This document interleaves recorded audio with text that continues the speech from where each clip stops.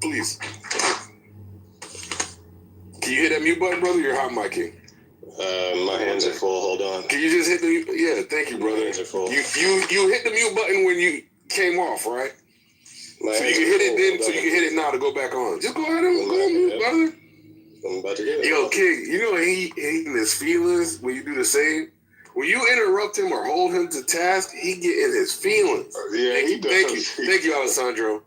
Yeah, man. So what's so crazy? Coincidentally, we were having a conversation tonight about Darwinian evolution, right? Neo-Darwinian evolution. Yep. And he used that whole peer review thing. Oh, you know what's so crazy? You know when you ask somebody a question and they don't directly answer the question at all, and they start going into a lecture about peer review and why I like peer review, and I'm like, oh, this, oh my God, I'm trying to, King, we gotta be elders in this young man's life. I know, get out of this bullshit, but it's so hard. The niggas that need the most help are the most fucking, they're the hardest to deal with. Yeah, fucking hardest to deal with. I know exactly what you're saying. It's funny because that is the core. Call that next. Is, you heard me call next, King. You heard me call next. My bad. Go ahead. Like, right. So all I'm saying is like, if there's anything like, because I'm working on a project, right? I'm like actually doing shit on the computer right now. But you do shit on the computer right now. Right. So can you? That's why his hands were full.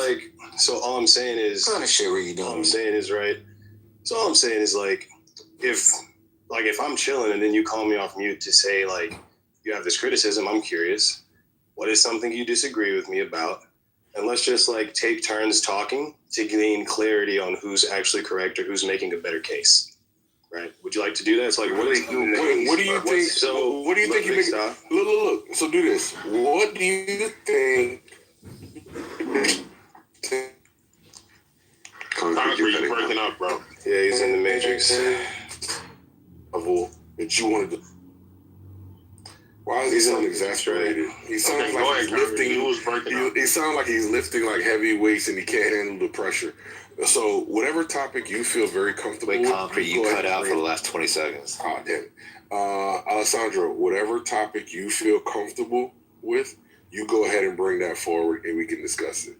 If I'm familiar with the topic. So what do you feel strong about? Like, what are you confident of? You remember what Rayaba just did with that scripture? Where do you think you can demonstrate your depth of knowledge in the way that he just demonstrated his depth of knowledge? What do you? Well, shit, there's several subjects. I mean, we could just run back the evolution thing. We could get into the theories of time. I don't know if... Okay, great. I don't know what's your theories of time. Great. Yeah, I don't care about the theories of time. So go ahead and tell us the A theory or the B theory in case you're wondering. I don't care. So just go ahead and tell us about evolution and why you think it's... If it sounds, listen, here, I'm going to tell you. If it sounds like just a very superficial regurgitation of something we've all heard, then we'll just know that you're a good parent and not somebody who's actually thought about it and gone in depth with it. So, right. So I think that the theory of evolution, especially like neo-Darwinian evolution, is going to be compelling to me for several reasons. I take into consideration the findings of archaeologists, and I also take into consideration the findings of anthropologists, which seem to indicate that life has evolved on the planet over the course of millions of years. This is also corroborated and substantiated by the findings of geologists, right, who study the various rock layers within the earth, and they can see, like, okay, on the deeper levels, we seem to see and observe the deeper levels of fossils, right? We see less complex life forms. And we also see a degree of homogeneity across particular types of animals, right? So like within one layer, we will see a homogeneity regarding the proliferation of reptiles, right? And then later in time, we'll see the emergence of mammals, right? And so we can see that within the layers of the rock, within the earth itself, there seems to be a story of life that's being told, right? And then I think that when we look at genetic analysis, I think this is also one of the most compelling aspects to me. And I understand many of us here may not appreciate the utility of a genetic analysis, but I do take it to be the case that we can analyze the DNA of various species and find out which they're more closely related to. For instance, human beings are more closely genetically related to other great apes, other great apes such as the chimpanzee and the gorilla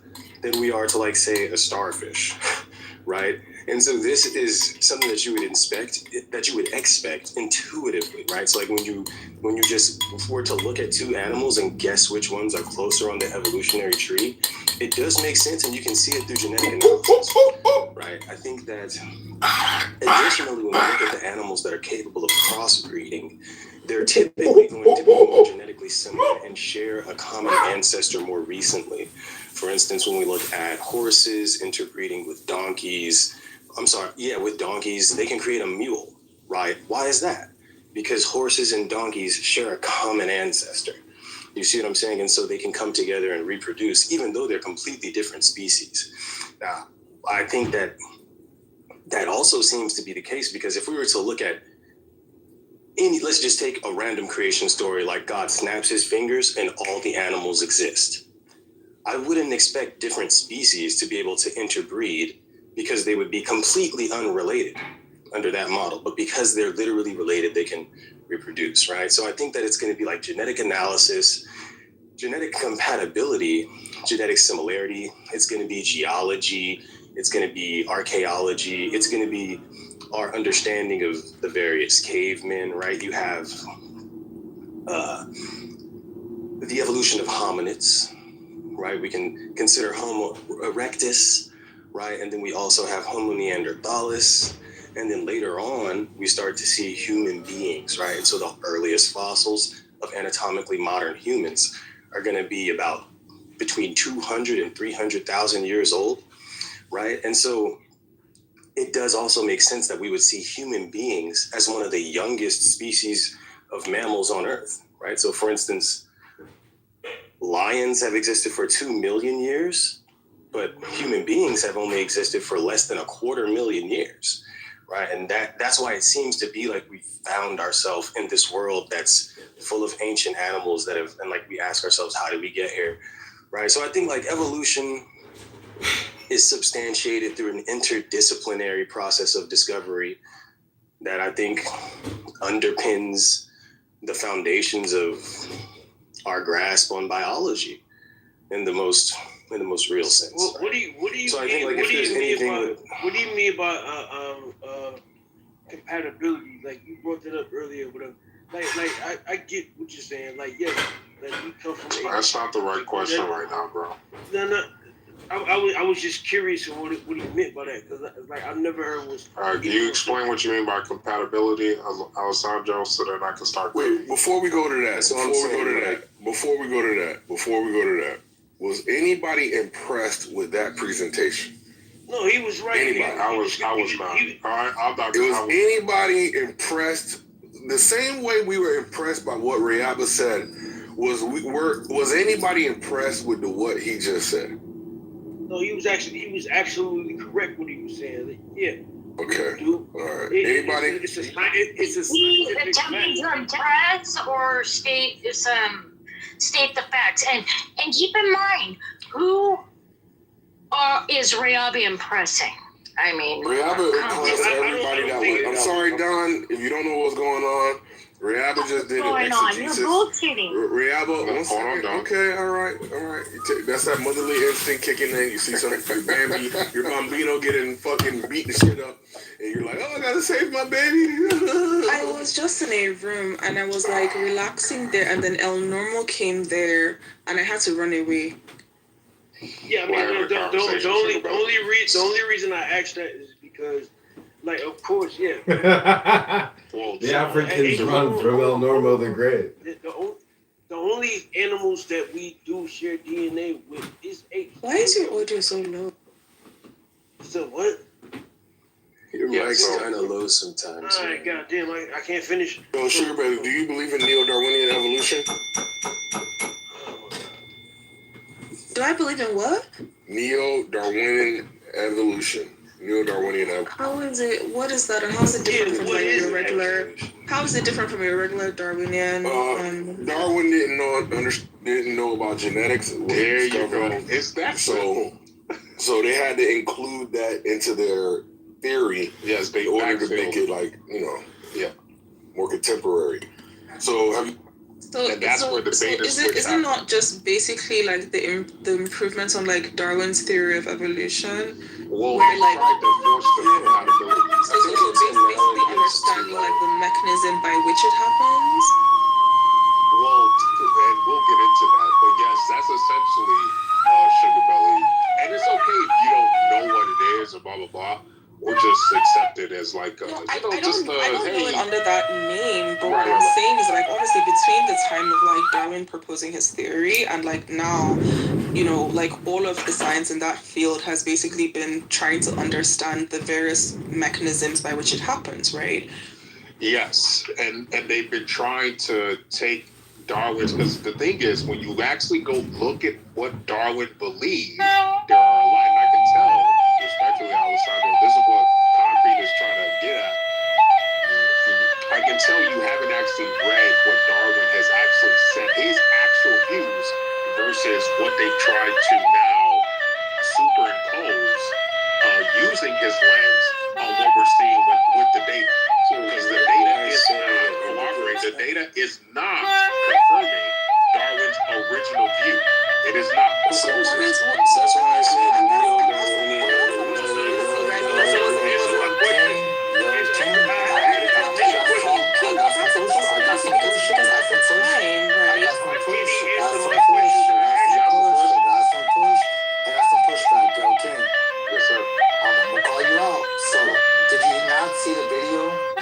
Trump put out with allegedly Trump put out with the animals or whatnot. Which one? Oh, we're video. Tell me that wasn't proof. Tell me that wasn't proof. That was clear evolutionary. Calm down, you Latino. It's a Latino. That's clear evolutionary proof. It's some racist ass Latino here. Wait, hold on, God. Sugar Belly, what was your question? I asked him a question, bro. King, you didn't let him answer. I did. Are you listening? Nigga, are you listening? I literally just gave you. Oh my fucking God. I mean, what the bone of contention is, right? What I'm saying is like, you know, it's possible that have fun and laugh it's possible that like, you know, as this you racist ass Latino. Don't call me racist. What the fuck is wrong with you? You don't gotta be serious all the time. It's freaking Saturday. Yo, wow. Man, I'm working on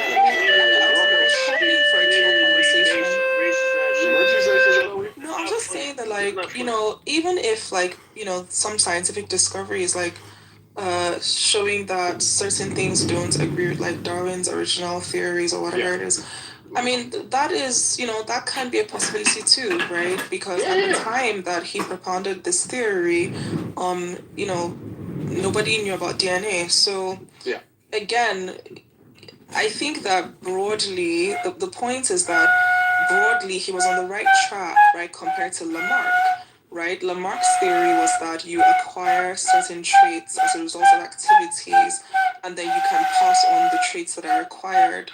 And we know that that's not possible, right? Whereas in the case of Darwin, his theory was that, you know, traits arise at random, and then through environmental like pressure are selected for in terms of, you know, by means of like survival to like reproduce the next generation, and over time, like that's what happens. And that is broadly what happens, right? Even if he didn't have like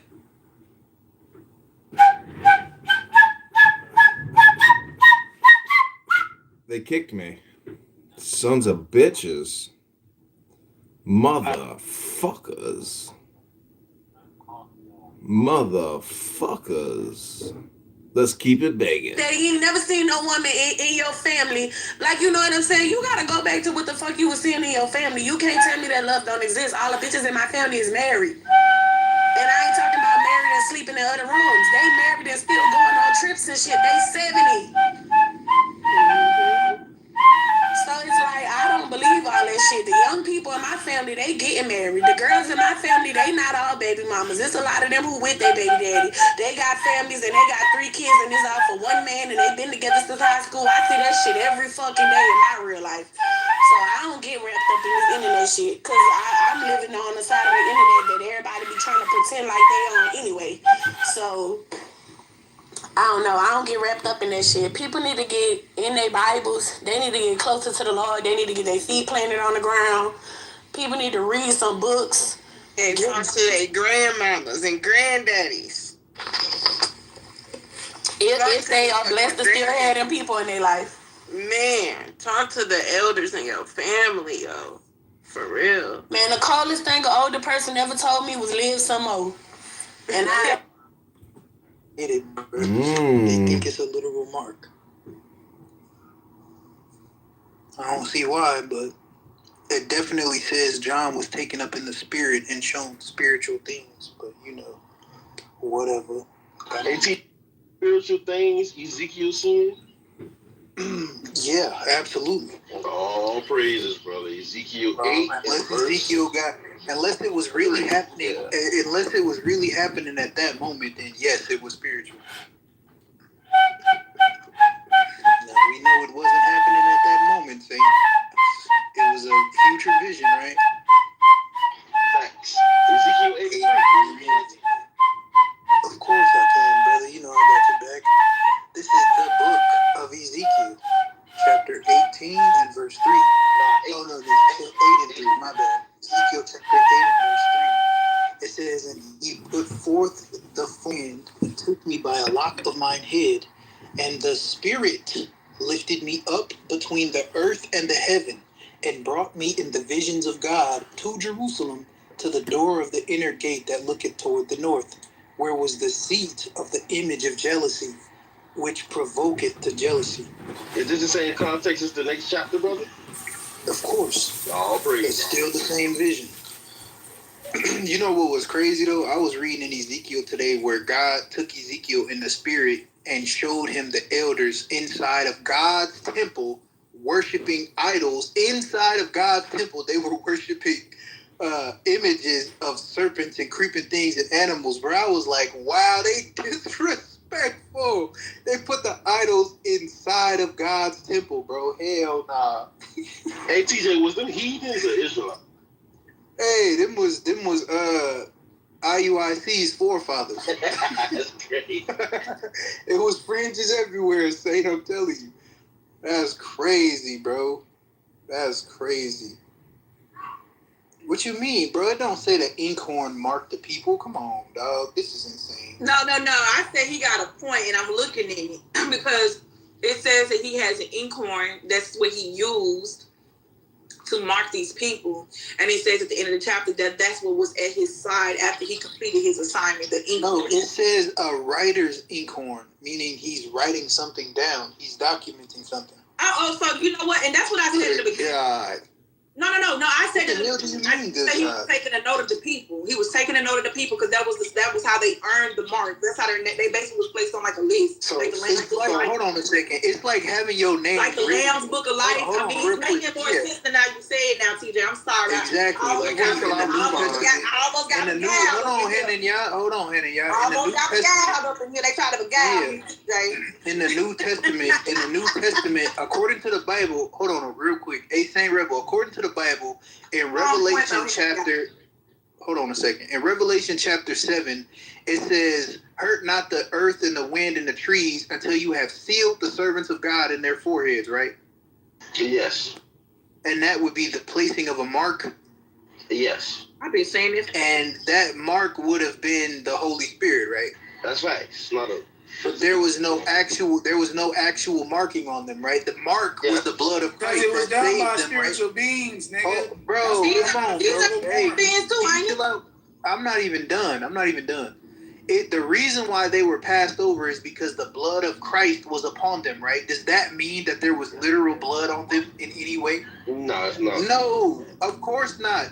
So again, this is why we're saying the writer's inkhorn is just the documentation of you being written in the book of life or having the quote-unquote mark of deliverance where you're not going to be killed for these things. That's why God said that in the book of Jeremiah, he said there are figs so bad that they cannot be eaten because they're so evil. And that's why 2/3 of the people got killed. But it's not a literal mark, and the angel is not literally taking fucking spiritual ink and writing on people's forehead, don't kill this one, bro. That's not what's going on here. Yeah, so if I can, Hey, listen, that was I've been saying that scripture. All right, let me say it. You got it. Go in, bro. Yeah, Henry, you got it, because I ain't gonna lie. I've been saying that Revelation 17 so long, I almost got freaked out my spot. Go ahead. I got so I'm gonna be real quick. In Ezekiel chapter 9 and verse 4, the instructions isn't to write down on a piece of paper, write down on parchment, write on the scroll. It don't say none of that. In verse 4, it literally says, "And the Lord said unto him, Go through the midst of the city, through the midst of Jerusalem, and set a mark upon the foreheads of the men." Not on a piece of paper. The instructions is set a mark on their foreheads. So why can I finish? You wanted me to let you finish? No, I didn't tell you to let me finish. Oh, yes you did. So real quick. So yes you did. So real quick. Real quick. It says clearly, this is the instructions. I'm gonna read verse 3 and 4 and I'll be done. And the glory of the Lord, and the glory of the God of Israel was gone up from the cherub, whereupon he was to the threshold of the house, and he called to the man clothed with linen, which had the writer's inkhorn by his side. And the Lord said unto him, Go through the midst of the city, through the midst of Jerusalem, and set a mark upon the foreheads of the men that sigh and cry for all the abominations that be done in the midst thereof. So you mean to tell me that the Lord is finna give him instructions to put a mark on people's foreheads, but the actual instructions is to write these people's names so he gonna know every person's name? Yes, that's why it's called the Lamb's Book of Life. Well, I mean, Their name is in the Book of Life. But the other, hold on. So y'all saying, hold on, just on following. So Sister Jelly, are you saying that in Ezekiel chapter 9, this person is writing in the Lamb's Book of Life? Somebody else is writing the Lamb's Book of Life. You an example. Hold on. Okay, I'm asking about. Hold on, real quick. Hold on, let me finish making my point, TJ. Relax. Don't steal my So that's what I'm saying. Nobody stealing your damn weak ass breakdown. Shut up. Hey, so in Ezekiel chapter 9, I'm saying that the Lord is giving this person instructions. They say, hey, go set a mark upon their forehead. Why would the Lord have to tell him that if he really means to write this down on some piece of paper that the audience didn't receive that you actually have on you? So we supposed to believe he got, come on, dog. The text in Ezekiel chapter 9, nothing in this, it don't mention a pen. See, in other places we go, it talk about the pen or the scribe, and it mentioned pen. Bro, it's called a writer's inkhorn. Is a writer's inkhorn a pen, or is it the place that holds the ink? Well, I mean, obviously it's something you can write with. It's a writer's inkhorn. Okay, this is the definition for writer's inkhorn, which is cassette, which I read earlier, 87083. Pot for ink. Pot for ink. That's a cut. Well. That's a cut. It's a pot for ink, not the pen that the ink goes into the pot. He just killed full preterists with that. He just killed all four predators. You couldn't do it. Hold on. I don't see. Hold on, real quick. First of all, hold on. Y'all not letting nobody. Damn. And y'all Percepticons. Chosen couldn't do. Lions couldn't do. The runners of eschatology couldn't do it. Oh my God. Yeah, who's right there? Eschatology couldn't do it. Good job, y'all. Even though you still wrong. Go ahead. Yeah, so but like I was praising him for being wrong. Say she messy. Yeah, first of all, this is a vision. There's no literal mark being set on anyone. And then number two, I mean, however you want to explain it, whether you want to say they're writing the names down using the typology from the rest of the Bible, or you want to say he's taking the ink and splashing it on a motherfucker, the whole point here that's being communicated is that everybody that fits into this group of people is being accounted for. That's the whole point. I don't know why the hell y'all niggas arguing about how he's doing it. I have no idea, but this is a spiritual vision. Nobody's literally getting it right. This is insane. The whole point of the vision is to show that the people who are sighing and crying are being accounted for. That's the whole So point. did nobody However the die in nigga, this vision? hey, hold on, bro. However the nigga chose to do it, and this is what's wrong with y'all. Y'all niggas argue the smallest. What? This, Nah, ain't this exactly what hell niggas nah, nigga. Nah, Shut bro. up, nigga. Hell Bro, nah, hey, nigga. real We got quick, this. nah, We got to nigga, argue the hey, smallest points, nigga. Mute up, chosen, because no the hell I don't. This I argue nigga at the ass house. Oh my you don't goodness, argue. you want to philosophize First of all, stuff, man. one thing I got you, bro. Niggas ain't faggots. Second of all, I like said I was maggot. saying, I said maggot, nigga. niggas ain't maggots neither. So like I was saying, plain as day, it don't, like, this is a vision. Nobody's getting ink poured out on them. I don't even see why this is even a point of contention. But like I said, Hannah, y'all, either way you want to spin it, whether the niggas is getting wrote down or they getting ink splashed on their face like a damn bukkake, my nigga, it's simple. These niggas are getting taken account of. That's what it's talking about. That's the same thing. This nigga think he's gonna explain away the scriptures, nigga. Come on, bro. Stop, What do you bro. mean just gonna explain Drake away? what y'all just brought out, nigga. Oh, and that's why I asked Mister to go back and read it again. Yeah, that's and cool. again. And again. Oh my You goodness, ain't telling me to go back That's and cool. again. You was hoping something jumped out and it did it. No, At the end of the day, he's making even Karat, that's why Karat Hold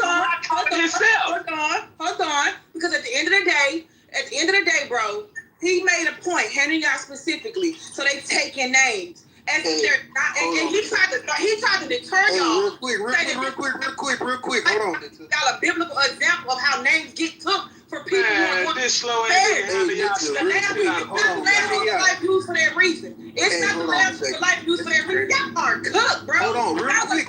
Oh my God, can you hold on a second? Hold on, TJ. I'm trying to say something real quick. No, I want to get my point out. You can come back up when I'm finished. I want to get this day on this. Nobody trying to hear what you got to say, old lying ass. You want to try to make this big argument. You want to make this big argument and say, oh, so well, who is the beast that's giving out the part? And I told you I didn't know. Whether I know it's Islam, whether I don't know it's Islam, whether I know it's wrong, whether I don't know it's wrong, whoever this beast is, the Bible tells me how to identify it based off the signs and wonders that it's going to do, and then it's going to tell me to seek after it because it did the signs and wonders. So you can sit all day tracking this doggone beast to see what it is. If you're not able to identify the fact that it's going to be doing false signs and wonders, you still cook. You put all your energy into trying to figure out what you cook. Yeah, whatever. Lame. Hella lame. All that energy on lameness. That's crazy. Yeah, whatever. Somebody let TJ back up. He about to kick me in the mouth. Hold on, your side. Hold on, your side. I was trying to show something real quick. Nitsa, real quick, right? So in Revelation chapter 3, in Revelation chapter 7, you saying that that's a typology for Ezekiel 8, right? I mean, Ezekiel 9, yeah. Yeah, right. So now look at Revelation chapter 3 because it's talking about the same thing. Exactly, with the Church of Philadelphia. Can you hold on a second? No. What are you talking about, the Church of Philadelphia? No. It says right here in Revelation chapter, it was the Church of Philadelphia. All right, Mr. Dan, you take it. I put that work for my argument, TJ. I ain't gonna be out here. Yeah, all right, bro. Anyway, this is Revelation 3 and 12. It says, he that overcometh will I make a pillar in the temple of my God, and he shall go no more out, and I will write upon him my new name, and the name of the city of my God, which is New Jerusalem. Now, hold on a second. Didn't Ezekiel prophesy to a generation of people that saw the destruction of the old Jerusalem and the rebuilding of the New Jerusalem? According to the book of Haggai, Zechariah. You said what? Sir, yes, sir. Yeah, so, I mean, to me, this shows the writer's inkhorn right here, but I don't know, bro. But it says, and the name of the city of my new God, which is New Jerusalem, down out of heaven from God, and I will write upon him my new name. In the book of Isaiah, it says that God is going to create a new Jerusalem and that people are going to come back to that Jerusalem and they're going to get old and they're going to live and they're going to have peace. The generation Ezekiel prophesied to is the exact same generation plus two new generations that went back and rebuilt Jerusalem and saw it become new and rebuilt the temple. Oh, okay. So the mark of the beast. I don't know about the mark. I don't know what they got to be. No, this ain't the mark of the beast. I don't know. No, this ain't the mark of the beast. Okay. I didn't say that it was. Hold on. I'm talking to TJ. Hold on. I didn't say it was the mark of the beast. I know I you don't did. know what they got to do with it, but okay. I'm finna tell I'm you. talking about the writer's inkhorn. I got you. I know you're talking about the writer's inkhorn, and you just mentioned Revelation chapter 3, so listen to the argument.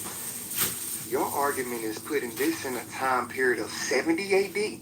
So if you got the seal of God and the saints of God receiving a mark in 70 AD, Who it said gotta be a 70 mark of the beast. Who said 70 AD? Hey, brother, I guarantee you it's called. I guarantee you your argument is going to conclude with, hey, go on mute. Go on mute. Just go on mute.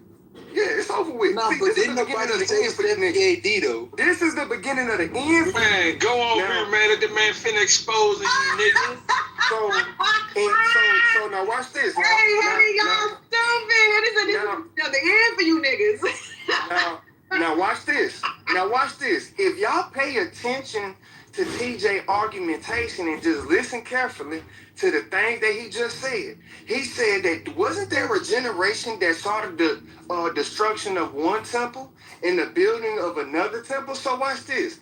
During this time period, did they have to receive a mark? So was that tribulation going on in Jerusalem when they was building the temple to where they had to receive a mark or be put in the Lamb's Book of Life? Yes, that's what. Good God, it's over.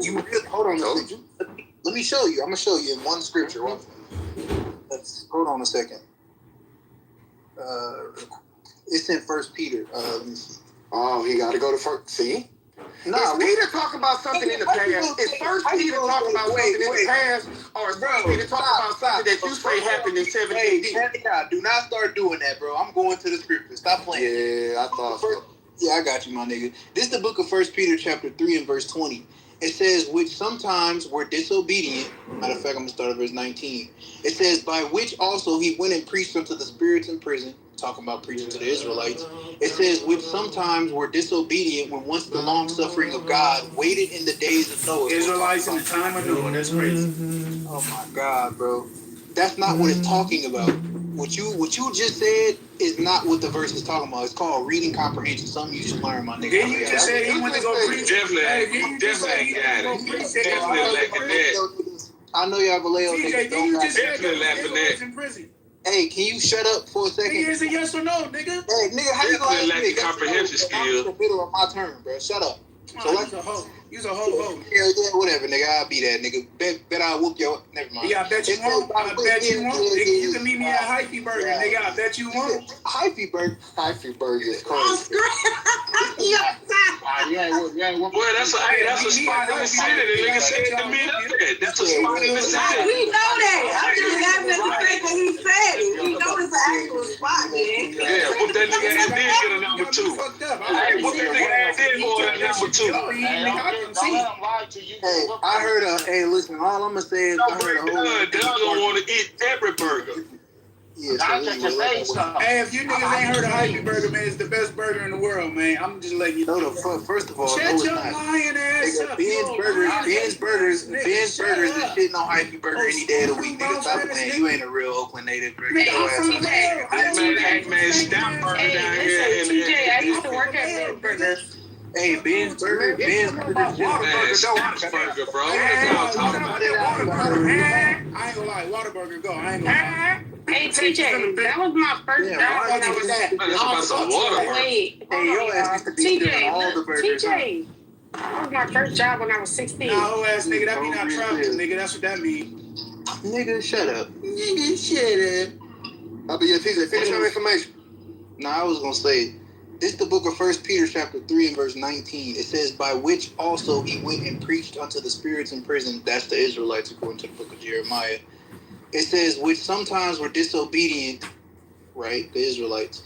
It says, when once the long suffering of God waited in the days of Noah. So what Peter's doing here is he's making an example of the days of Noah and their generation.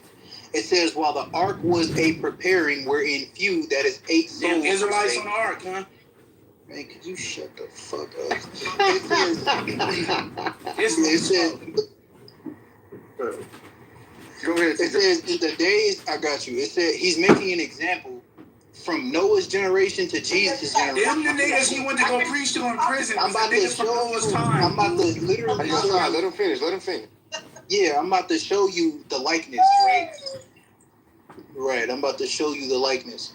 It says, well, the ark was a preparing, wherein few, that is 8 souls, were saved by water. The like figure whereunto. So he's using Noah as a figure. He's not saying that what he's talking about is Noah. He's talking about how Noah's story applies to his generation. Christ is the ark. Look, it says the like figure whereunto even baptism doth also now save us, not the putting away of the filth of the flesh, but the answer of a good conscience toward God by the resurrection of Jesus Christ. So he just told you that the likeness of Noah preparing the ark is the same likeness of baptism, which is the ark of God prepared for them by the blood of God. They're saved from the judgment that was going to come upon Jerusalem. That's literally what Peter is talking about. So that means you don't. That's so that means you don't get saved then. So that means you missed the mark then. You missed the No. Yeah, it's over. If you believe everything happened to that day, then it's over. Nobody. You missed the bus.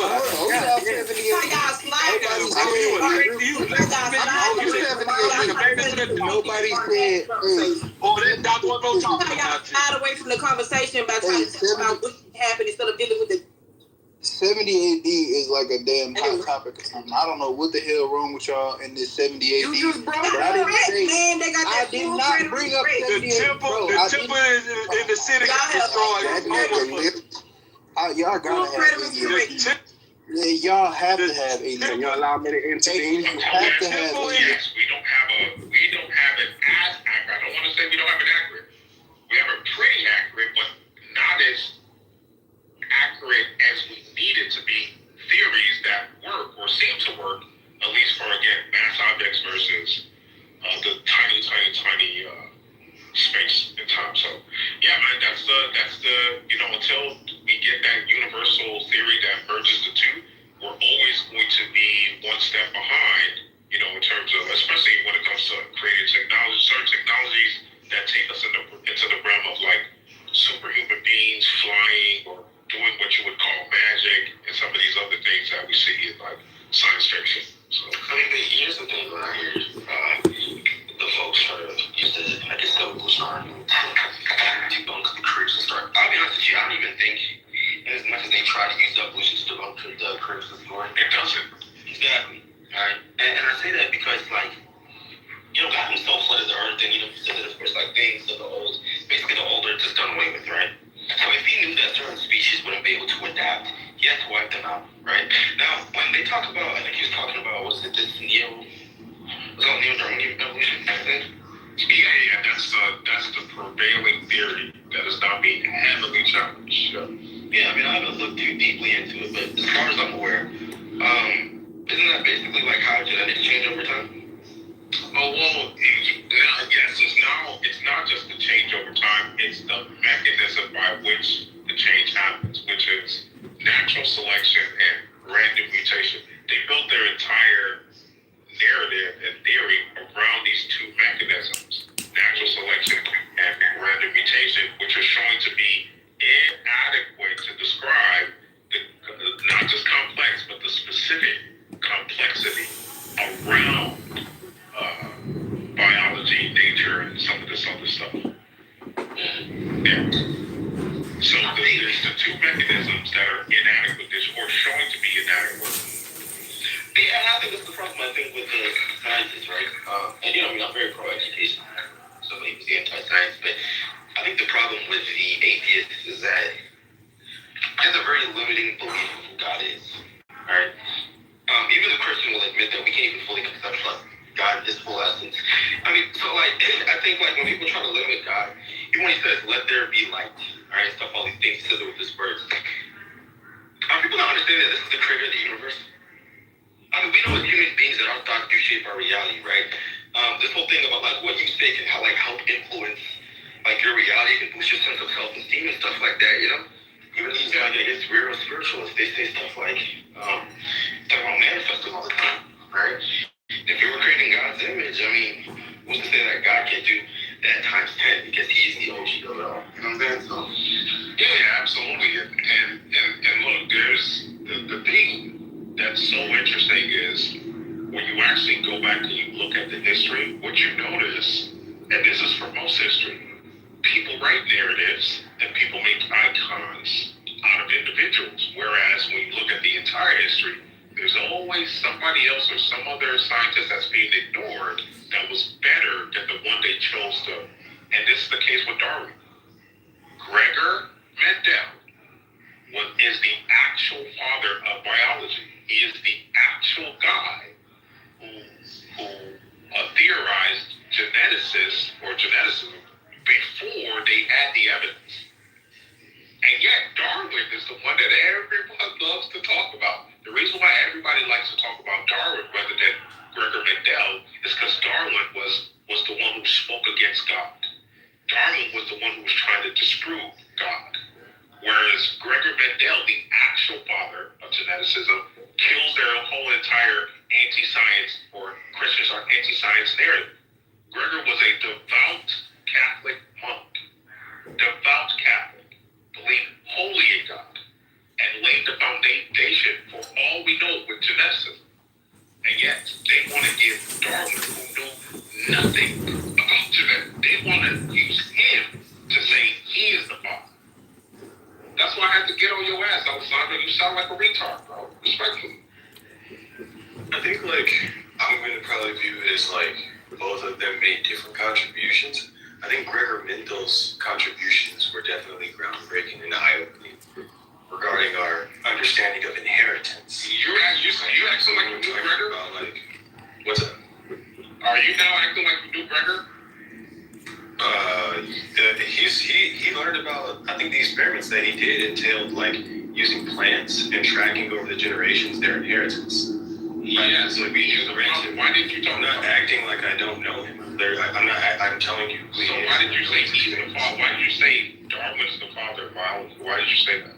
When Gregor's the actual father of not only molecular biology, actual genetic. All we know about genetics is what they do.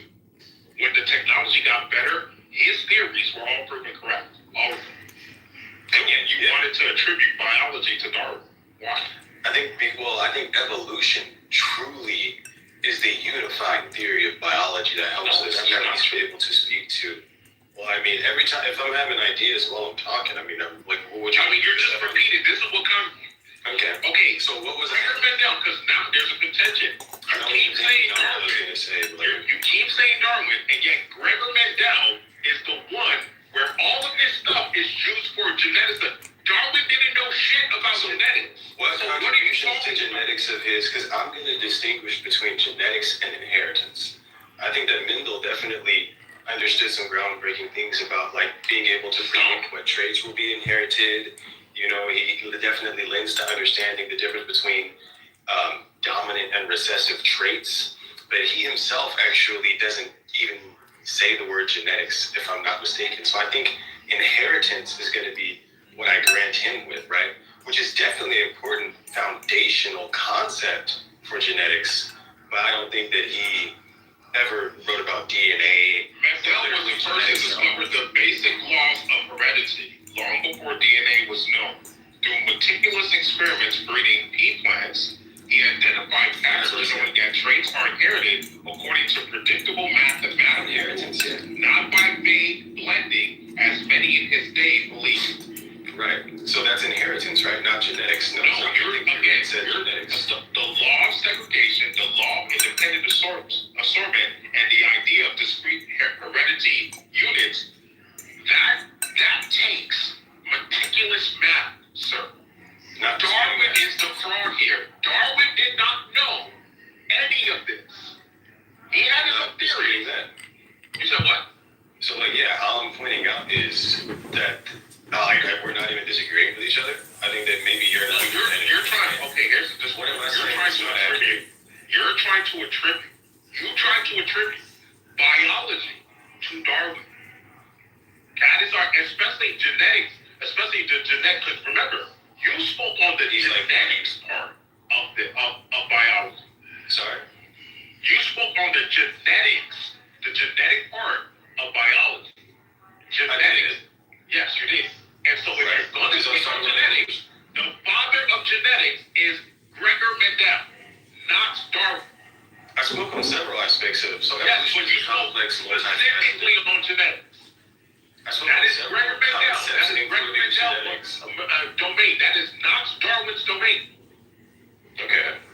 did I say that was incorrect? Yes, because molecular biology and genetics. No, yes is not an answer to that question. Not Darwin. What did I say that was incorrect? What Darwin proposed is natural selection and random mutation, which again, when you look at the data that's coming out today, it is wholly inadequate to those two mechanisms are wholly inadequate to describe all that we're seeing in DNA, the body, how it's actually an operating system with information systems and messaging.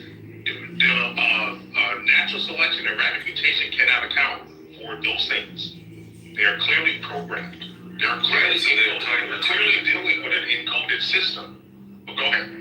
I think there's two different things. I think like you're trying to win a battle that doesn't. See how IO set up right. So look at how IO is weighted. IO is right now. IO has you do this thing where you just start talking while you're talking. It's like I don't understand. IO deals with that. That's what he said. Why you just start talking whenever I'm talking? Like I'm really just like because you'll notice I'm not gonna yell at you. I'm not gonna. Yeah, that's fine. I'm just letting you know. IO's not right. Go ahead. What do we disagree about? I just told you. You tried to attribute. I literally told you this is the fourth time. You tried to attribute to what Gregor Mendel should be attributed to. You tried to attribute Darwin to that. Right, I never said Darwin was the father of genetics. I think that the problem's going to be here that you think I attributed to Darwin. Don't try to act like me. It's your life. It's now or never. You gotta listen to the brain rot. This shit will go on all night long. It's your right. How much 40 seconds uninterrupted? Because I don't think the stage has to go into like bullshit. That's not. Just so, like, can I get 70 seconds? All was like 30 seconds. Look at the chat. I said I was right because I was showing Alessandro. It's appropriating what should have been to Gregor Mendel to Darwin. Okay, so like I think that the problem is going to be here that at no point did I say Charles Darwin is the father of genetics. At no point did I say. At no point did I say. Can you stop interrupting me, please? Right. So I mean, I'm just as a matter of fact. That's why I'm down on your ass, bro. Cool. Okay. So like, right. It just happens to be a matter of fact that I did not say that Charles Darwin is the father of genetics. Right? You're trying to attribute to Darwin. You're a mod. Okay, maybe he must go, bro. Let him have it. You're a mod, bro. You're a mod. I think I heard him say something and you about just not letting me talk. Something like right. I mean, at least, okay. Well, he said it was the Isaac Newton of the You tried to make it like he's the father. What is Isaac Newton of the physics? What is Isaac Newton of physics? Bro, so if I just keep talking while you're talking, you're gonna send me to the goo. But you won't let me talk. No, you know, can you just 5 minutes? Just talk for 5 minutes. Go ahead. I'm just going to make a point, right? So the point that I'm making is, right, I've tried to give you gentlemen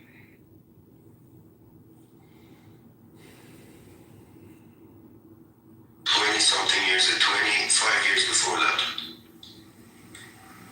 Okay, 25 years before that.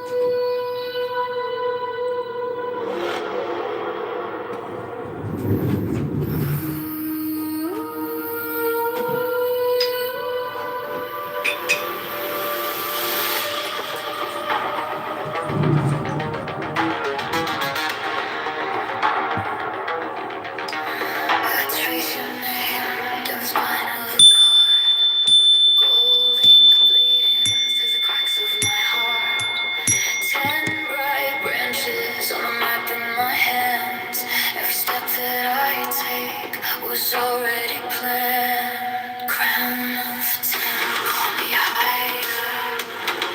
Every path cuts like wider. Holy fire on my skin. God of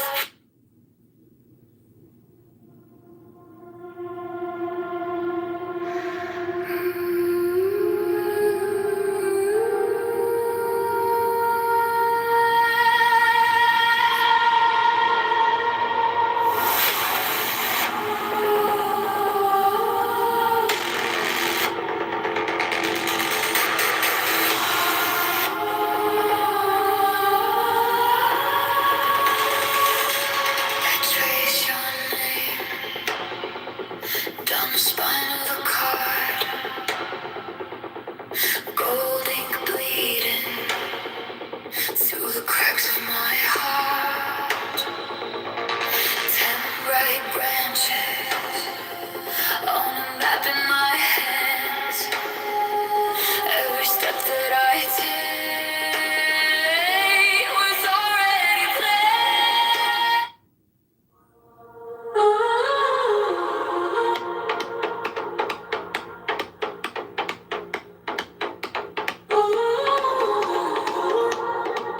Welcome to Kabbalah Incorporated, a subdivision of a multinational known as John Kitover Incorporated.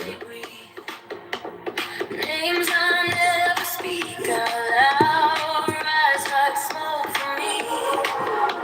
Look at that PTR. Gross. 10 bright doors inside me, all of them hold keys. I climb the ladder of 10, calling your secret name again. Every step, every breath I remember.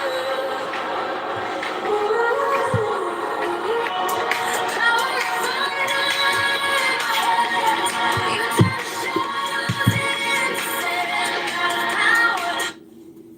Okay, we're going to continue on where we left off. Oh no, I think I lost my page. Alright, back to the music for a minute. Make me a spark of your center.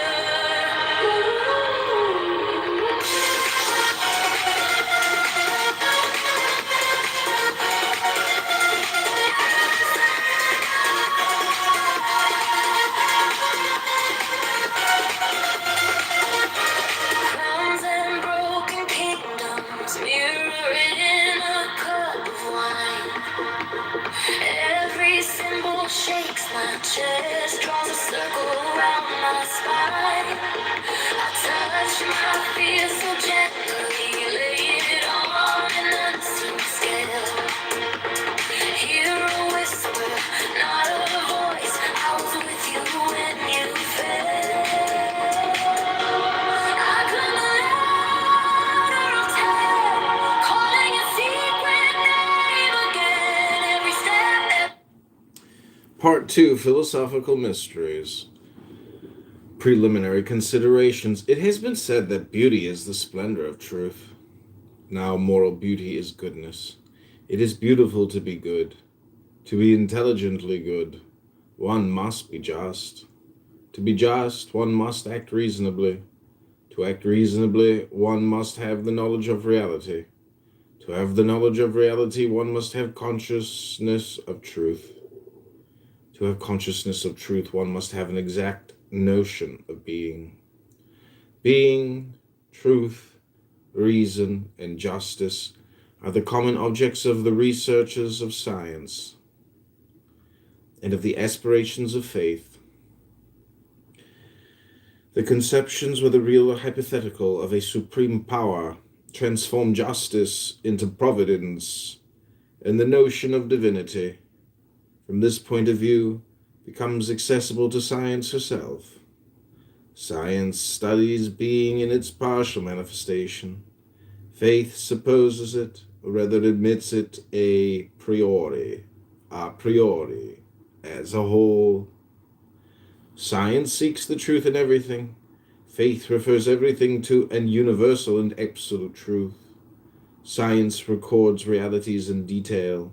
Faith explains them by totalized reality to which science cannot bear witness, but which the very existence of the details seems to force her to recognize and to admit.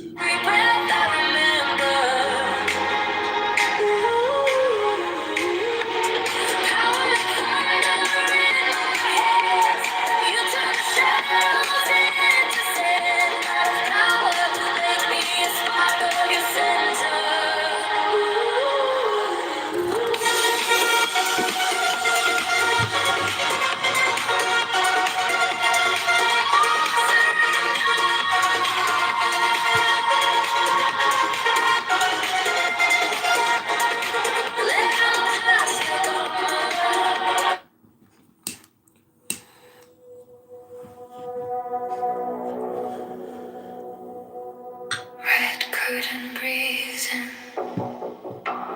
dust in the gold beam, turning cards on a velvet square. High priestess watching, silent, smirking. Science submits the reason of persons and things to the universal mathematical reason. Faith seeks, or rather supposes, an intelligent and absolute reason for and above mathematics themselves. Science demonstrates justice by justness. Faith gives an absolute justness to justice, in subordinating it to providence. One sees here all that faith borrows from science, and all that science, in its turn, owes to faith. Without faith, science is circumscribed by an absolute doubt, and finds itself eternally penned within the risky empiricism of a reasoning skepticism. Without science, faith constructs its hypotheses at random, and can only blindly prejudge the causes of the effects of which she is ignorant. The great chain which reunites science and faith is analogy. Science is obliged to respect a belief whose hypotheses are analogous to demonstrated truths. Faith, which attributes everything to God, is obliged to admit science as being a natural revelation which, by the partial manifestation of the laws of eternal reason, gives a scale of proportion to all the aspirations and to all the excursions of the soul into the domain of the unknown.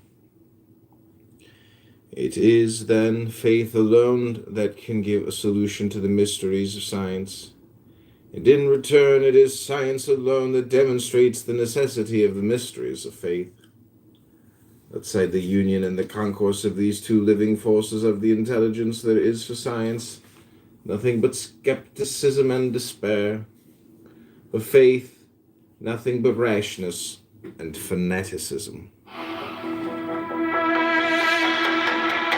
You ask about power, I answer with numbers and names. 10 doors in the mind, one word you're afraid to say. Crown above the cause, name above the name. You're chasing shadows.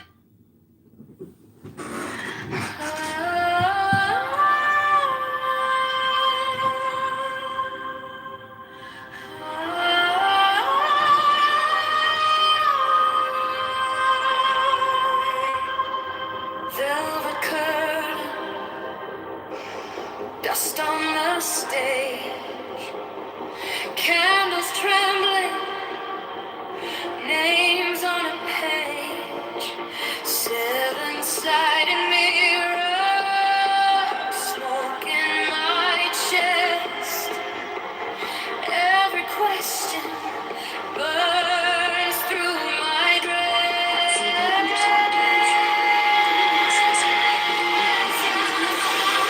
I hold the pillar and the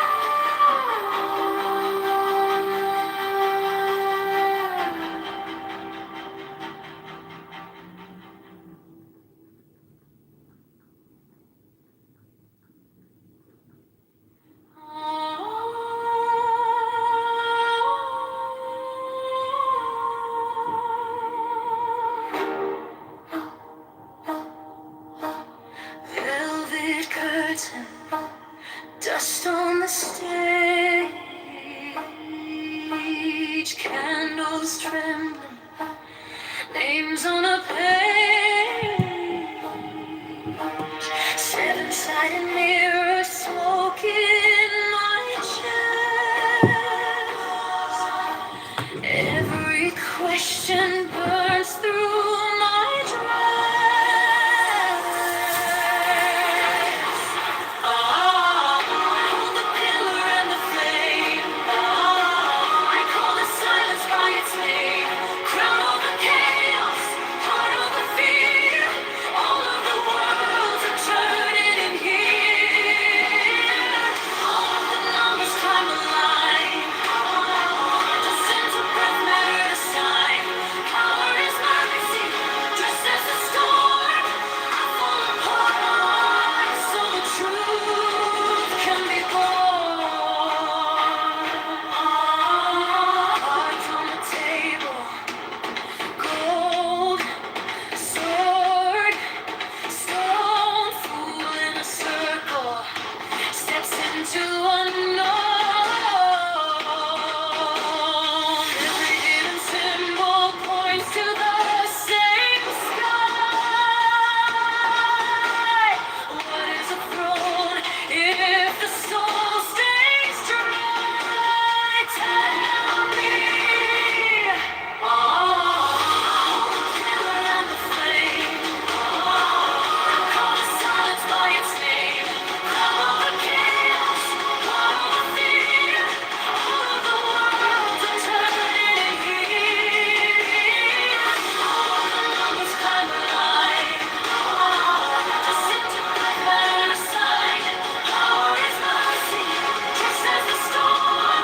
I fall apart, so the truth can be born. Is this fate or is this choice? Ancient script on my own voice, my own voice. If you roll me into time, teach me how to read the signs. I hold the pillar and the flame. I call the silence by its name. Crown over chaos, heart over fear. All of the worlds are turning in here. Numbers climb the line. The center of the sign. Power is mercy, terror the wall. So the truth can be born.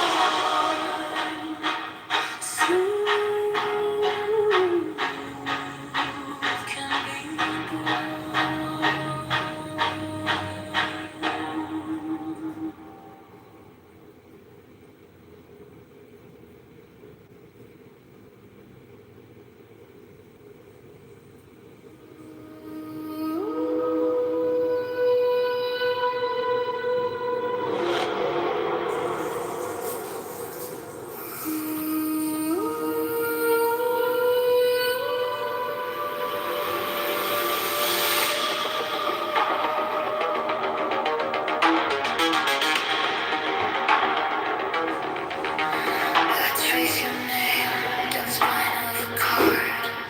Gold ink bleeding through the cracks of my heart. 10 bright branches on a map in my hands. Every step that I take was already planned. Crown of 10, call me higher. Every path could sag wider. Holy fire on my skin. God of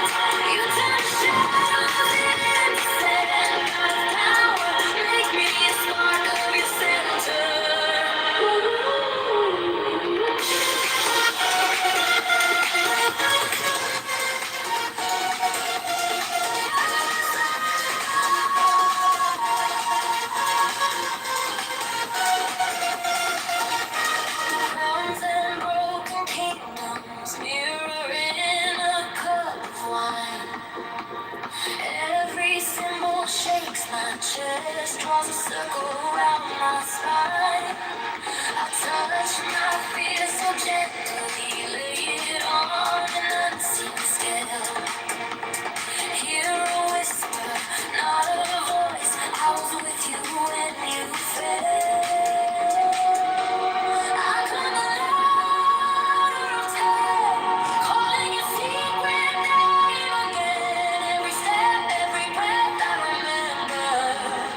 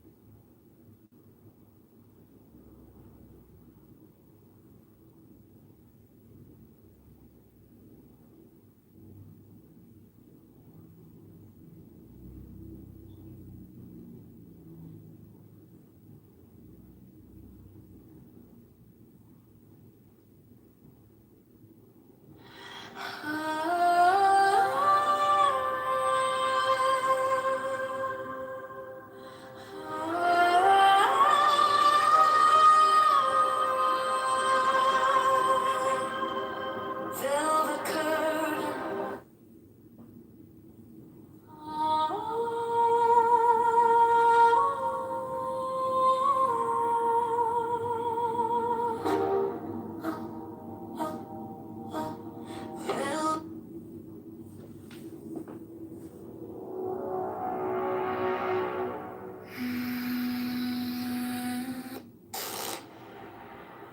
Candles drip on velvet cards.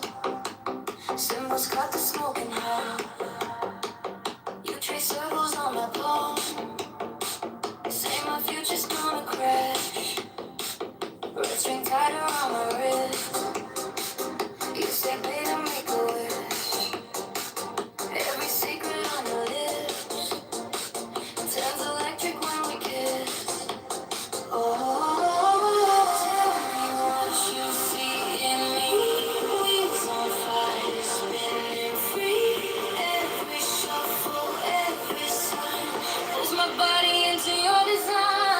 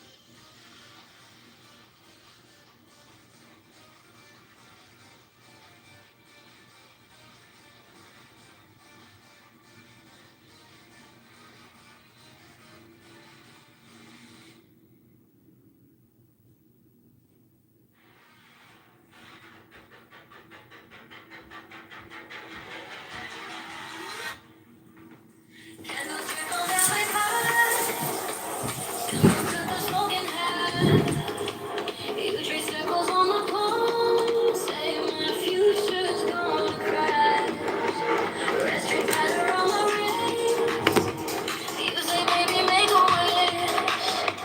Every secret on your list turns real wicked straight when we kiss. Oh, tell me what you see in me. Wheels on fire spinning free. Every shuffle, every sign pulls my body into your desire. Open up the seventh gate. Let the hidden power break. Feel the currents under my skin. Pull the tower down, let it begin. Call my name and draw the line. Turn my shadow into a shining strength. I won't escape. I'm the flame inside your seventh gate.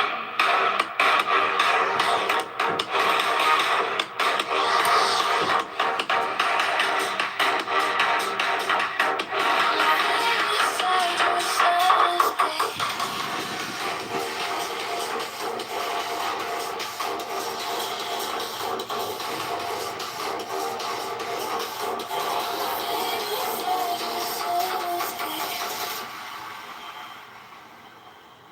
Silver coins across the globe. You count blessings, you count lows. Chanting numbers in my ear. Turn my heartbeat into law. Dust and roses in the air. I see patterns everywhere. Every step a secret code. I surrender to the overflow. Tell me what you see in me. Wheels on fire spinning free. Every shuffle, every sign pulls my body into your desire.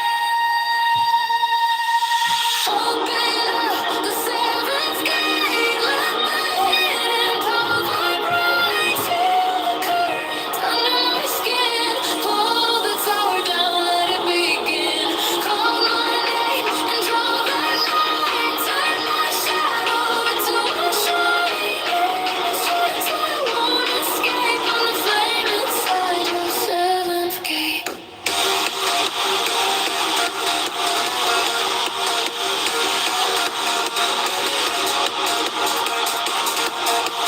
Flame inside your seventh gate.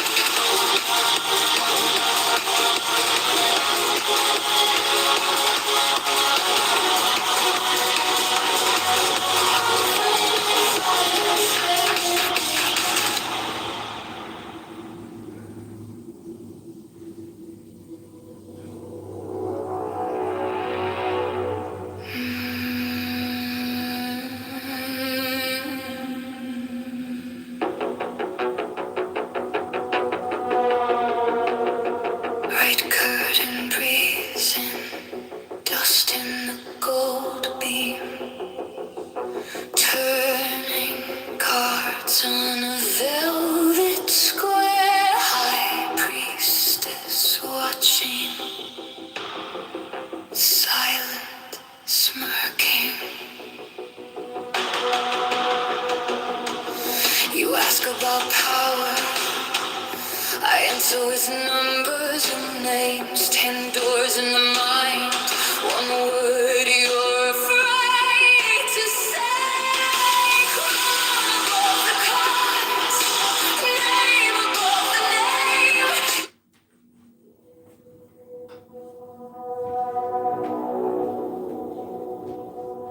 Red curtain breezing, dust in the gold beam,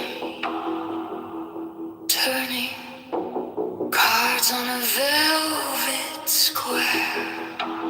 High priestess watching, silent,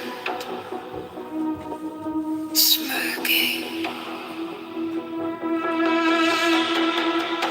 You ask about power, I answer with numbers and names. 10 doors in the mind. One word you're afraid to say. Crown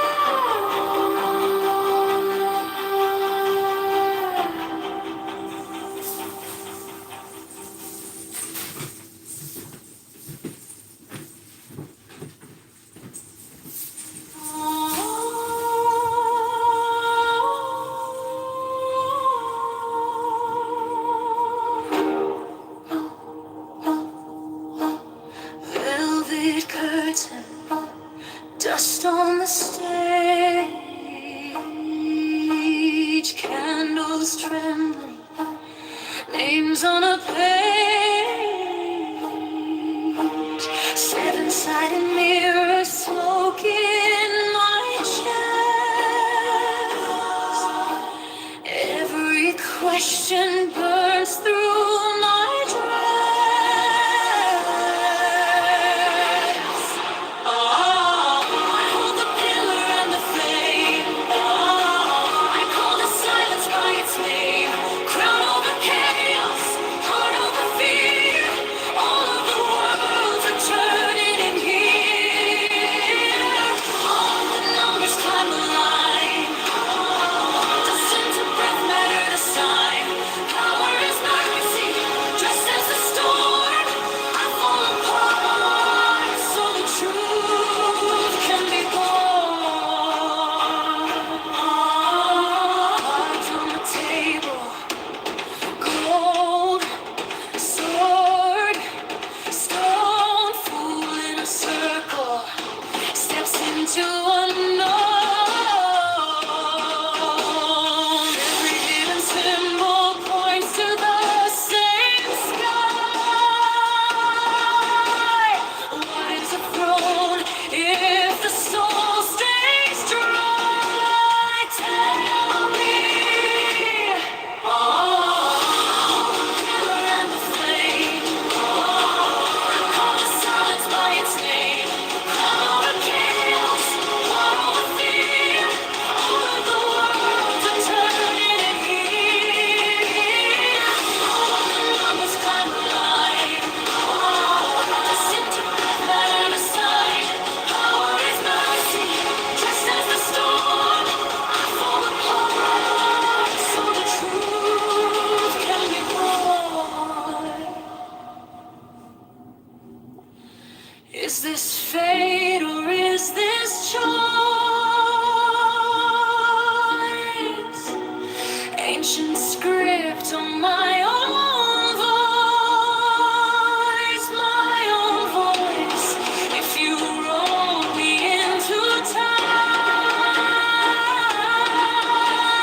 teach me how to read the signs.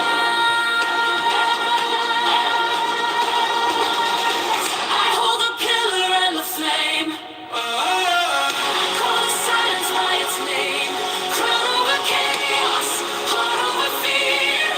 All of the worlds are turning in here.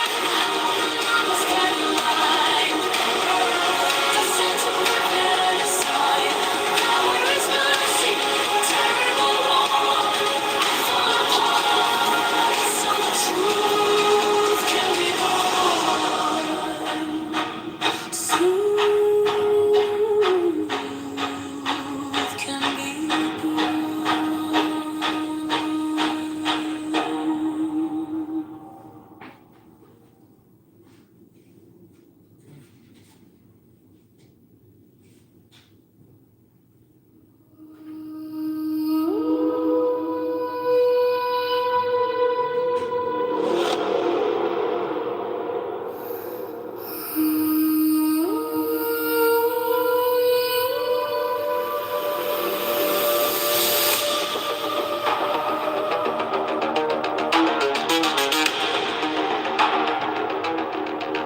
I trace your name down the spine of a card. Gold ink bleeding through the cracks of my heart. 10 bright branches on a map in my hands. Every step that I take was already planned. Crown of 10, call me higher. Every path could take wider. Holy fire on my skin. God of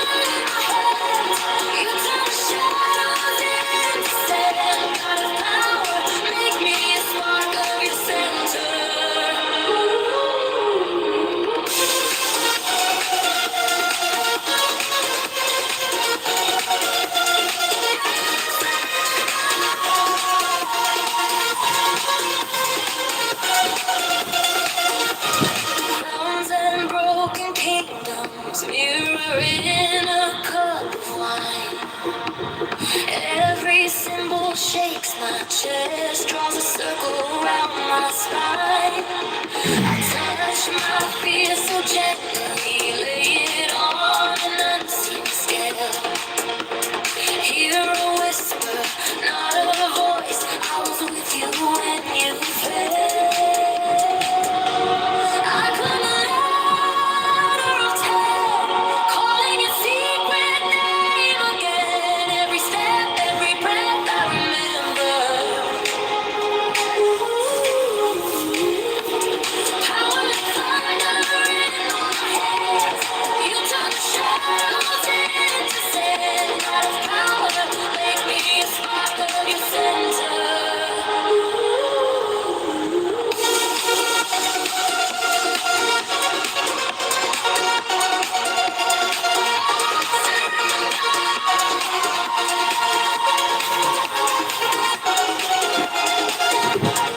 Let all the past take over. Let every mask fall through. If every path is numbered. I'm wearing skinny jeans and I'm not even out of the house yet. I can like barely move my legs. It's like I've just gotten so fat. But I'm so cheap. I bought all my jeans on eBay, and by God, none of them really fit that good. So it's like, if you go out and buy jeans, oh my God, just you gotta try them on. Cause how the fuck do they make them so tight in the knee? Is it because I'm fat, or is it because I'm getting fat? Maybe that's what it is. Maybe it's not the jeans or the jacket. Maybe I'm the puffer.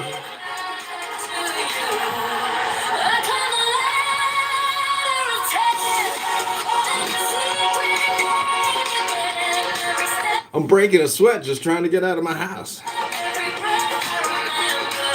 Cindane.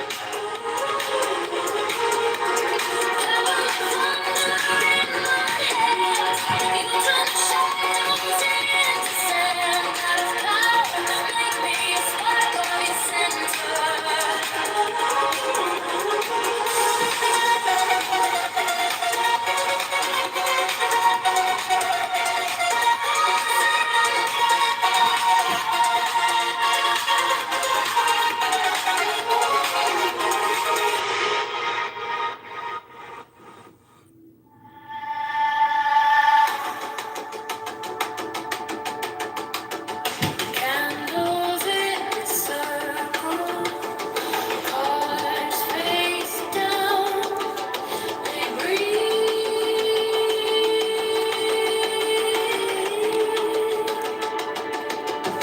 Very hot in this jacket.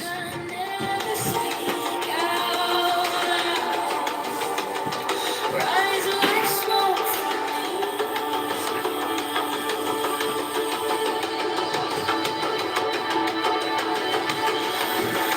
golden threads in darkness, map the path I walked in dreams. Jeez, these jeans are tight.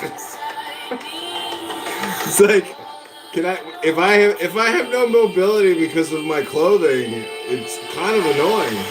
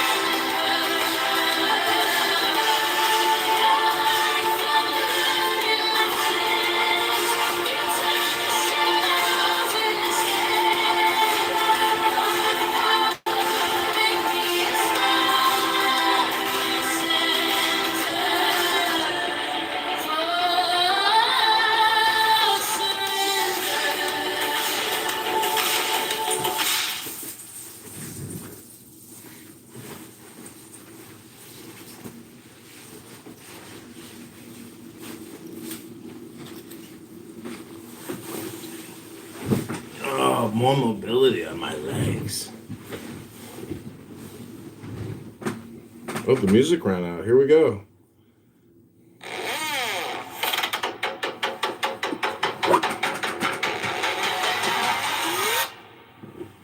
Candles drip on velvet cards. Symbols cut the smoke in half. You trace circles on my palm. Say my future's gonna crash.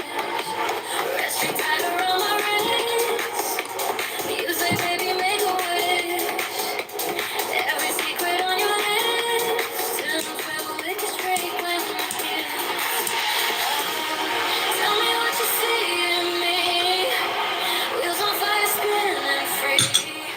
Every shuffle, every sign pulls my body into your desire. Open up the seventh gate, let the healing. Okay, this is Eliphas Levi. If faith insults science, she blasphemes. If science misunderstands faith, she abdicates. Now let us hear them speak in harmony. Being is everywhere, says science.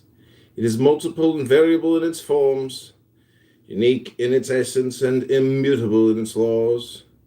The relative demonstrates the existence of the absolute. Intelligence exists in being.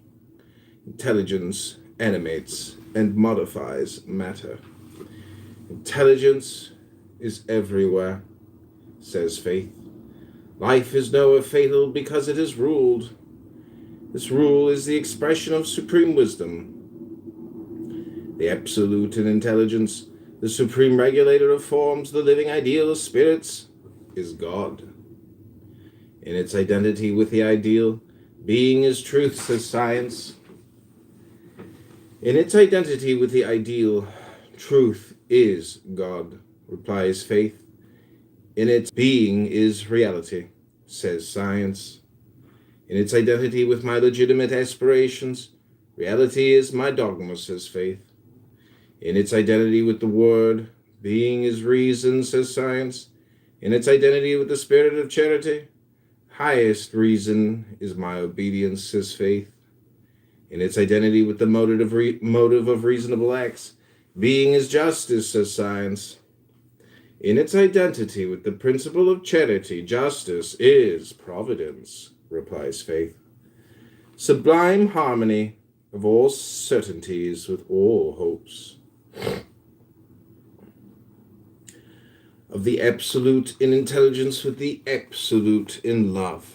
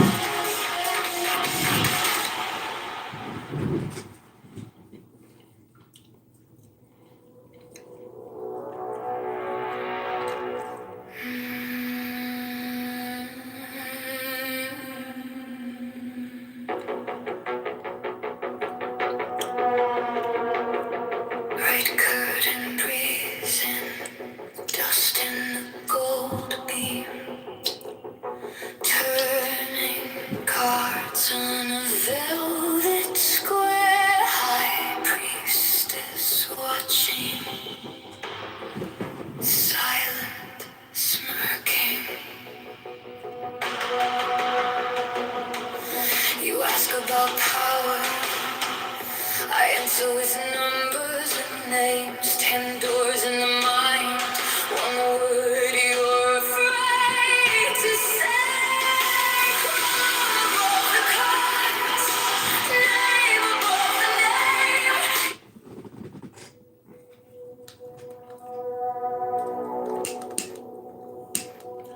Red curtain breezing, dust in a gold beam, turning cards on a velvet square. High priestess watching,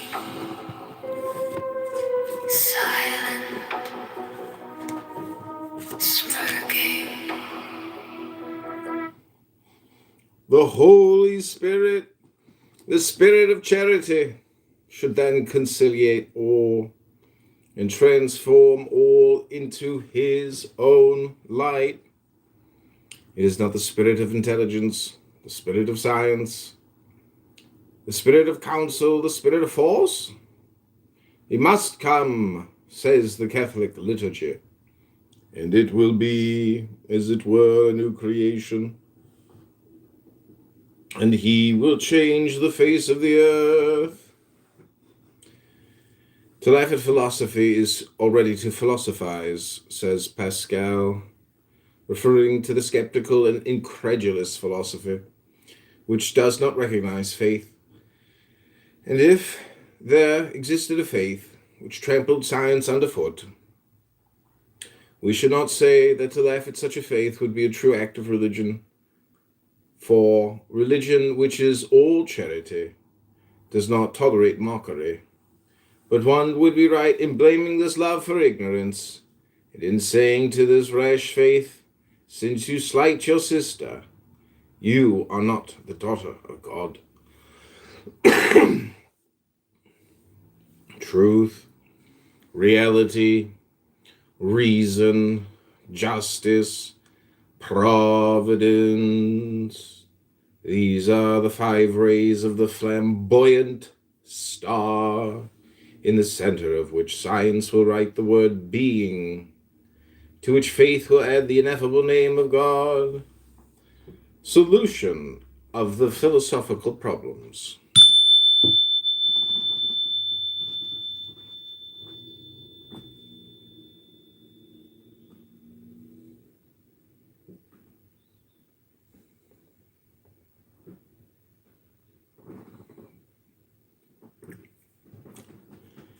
First series, question, what is truth? Answer, idea identical with being. Question, what is reality? Knowledge identical with being. What is reason? The word identical with being. What is justice? The motive of acts identical with being. What is the absolute? Being. Can one conceive anything superior to being? No, but one conceives in being itself something supereminent and transcendental. What is that? The supreme reason of being. Do you know it, and can you define it? Faith alone affirms it and names it God. Is there anything above truth? Above known truth, there is unknown truth. How can one construct reasonable hypotheses with regard to this truth? By analogy and proportion. How can one define it? By the symbols of faith. Can one say of reality the same thing as of truth? Exactly the same thing. Is there anything above reason? Above finite reason? There is infinite reason. What is infinite reason? It is that supreme reason of being that faith calls God. Is there anything above justice? Yes.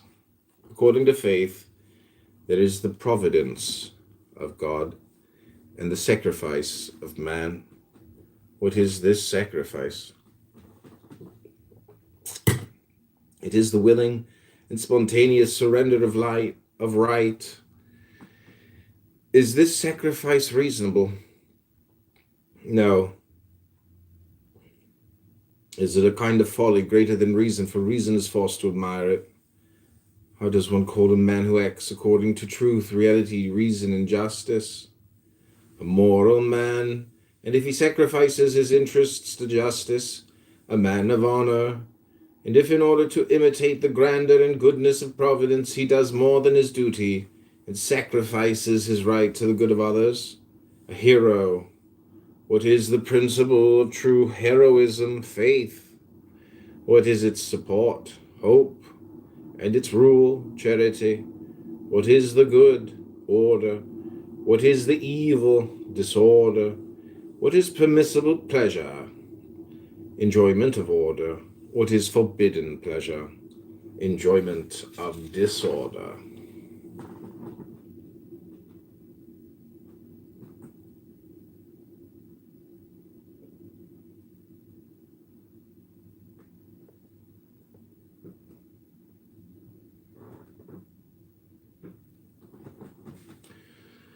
What are the consequences of each? Moral life and moral death. Has then hell, with all its horrors, its justification in religious dogma? Yes, it is a rigorous consequence of a principle. What is this principle? Liberty. What is liberty? The right to do one's duty with the possibility of not doing it. What is failing in one's duty? It involves the loss of one's right. Now, right being eternal. To lose it is to suffer an eternal loss. Can one repair a fault? Yes, by expiation. What is expiation? Working overtime. Thus, because I was lazy yesterday, I had to do a double task today. What are we to think of those who impose on themselves voluntary sufferings? If they do so in order to overcome the brutal fascination of pleasure, they are wise. If to suffer instead of others, they are generous. But if they do it without discretion and without measure, they are imprudent. Thus, in the eyes of true philosophy, religion is wise in all that it ordains. You see that it is so. But if after all we were deceived in our eternal hopes, faith does not admit that doubt. But philosophy herself should reply that all the pleasures of the earth are not worth one day of wisdom, and that all the triumphs of ambition are not worth a single minute of heroism and of charity. Second series question: what is man?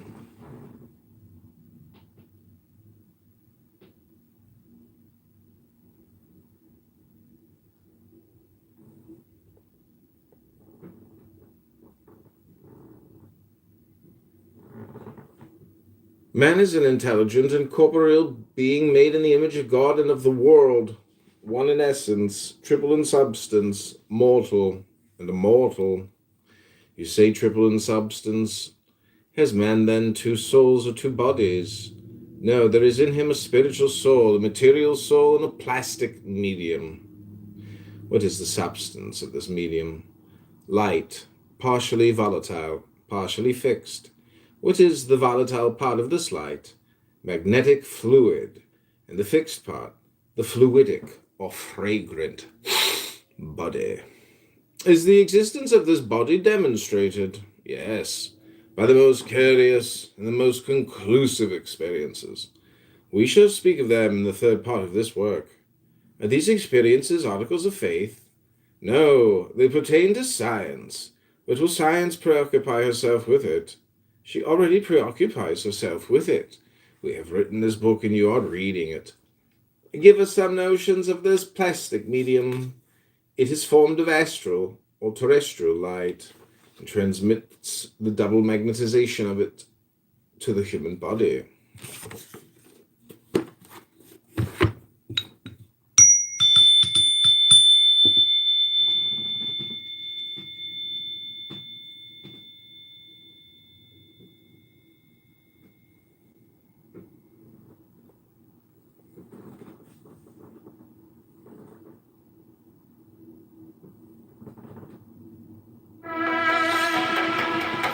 You ask about power, I answer with numbers and names. 10 doors in the mind, one word you're afraid to say. Crown above the colors, name above the name. You're chasing shadows.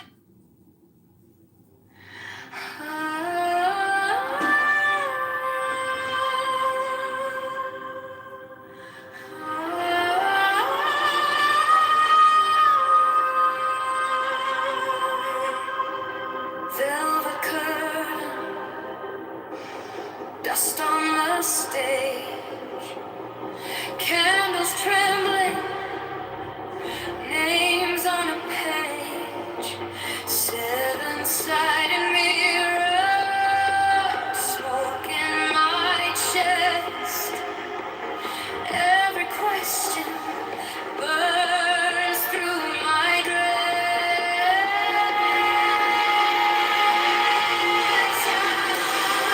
I hold the pillar and the flame. I call the silence by its name.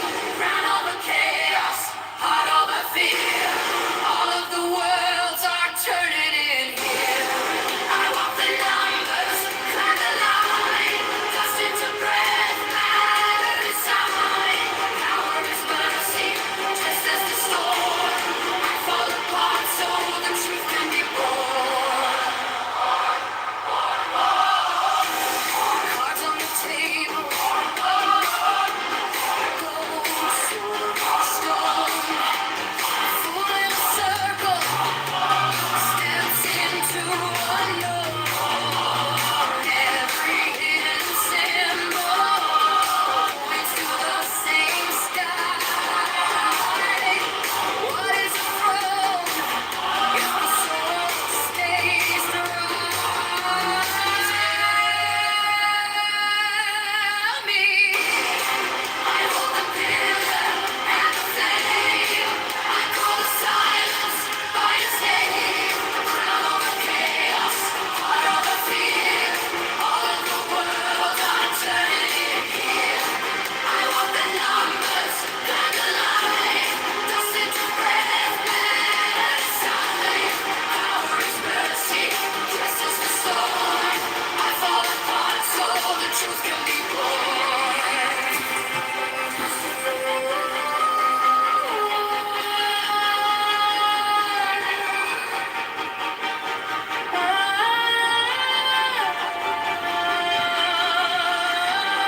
Is this fate or is this choice? Ancient script or my own voice?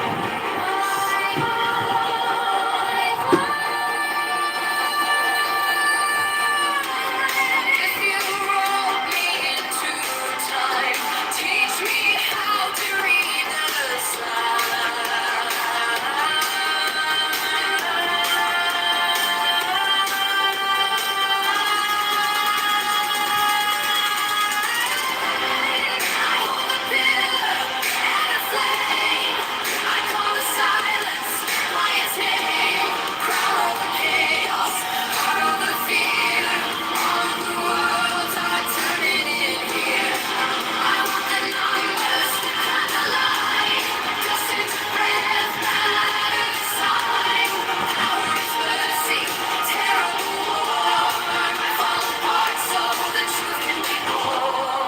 so the truth can be born.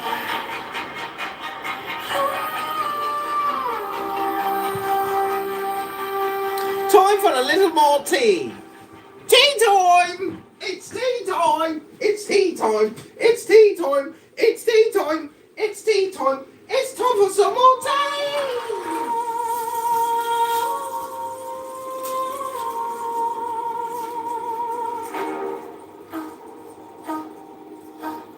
Velvet curtain, dust on the stage, candles tremble, names on a page, 7-sided mirror, smoke in my chest. Muchachos, amigos, que Dios te bendiga. ¡El hecho aquí!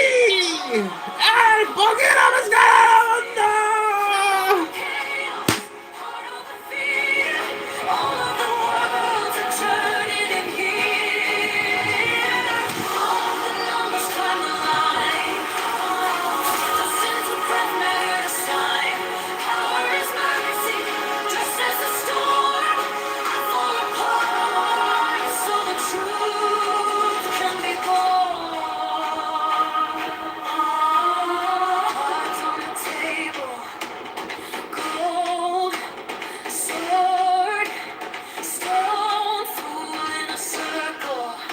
Steps into unknown.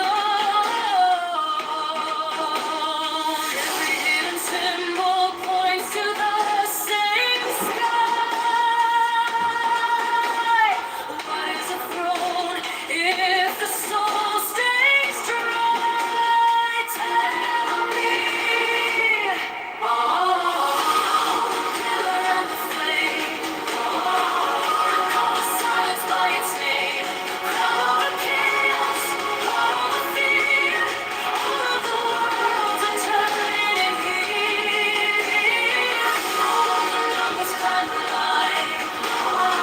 Disintegrate, let aside. All is mercy, just as the storm. I fall apart, so the truth can be born. Is this fate or is this choice?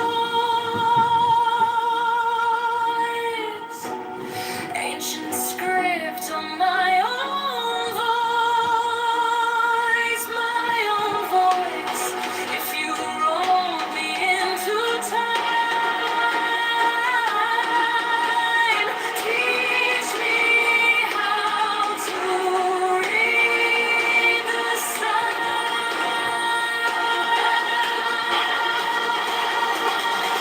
I hold the pillar and the flame. Call the silence by its name. Crown of the chaos, heart of the fear. All of the worlds are turning in here. Numbers climb the line. Disintegrate, let aside. Power is mercy, terrible wrong. I fall apart, so the truth can be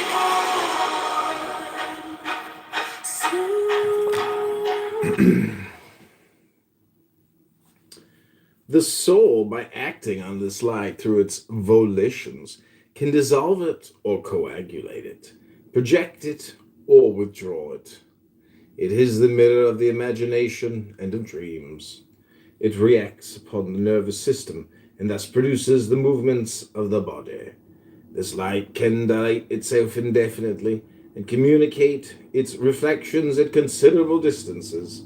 It magnetizes the bodies submitted to the action of man and can, by concentrating itself, again draw them to him.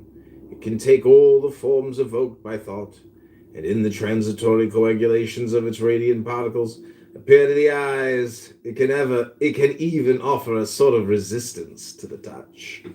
But these manifestations and uses of the plastic medium being abnormal, the luminous instrument of precision cannot produce them without being strained. And there is danger of either habitual hallucination or of insanity. What is animal magnetism? The action of one plastic medium upon another in order to dissolve or coagulate it, by augmenting the elasticity of the vital light and its force of projection. One sends it forth as far as one will, and withdraws it completely loaded with images.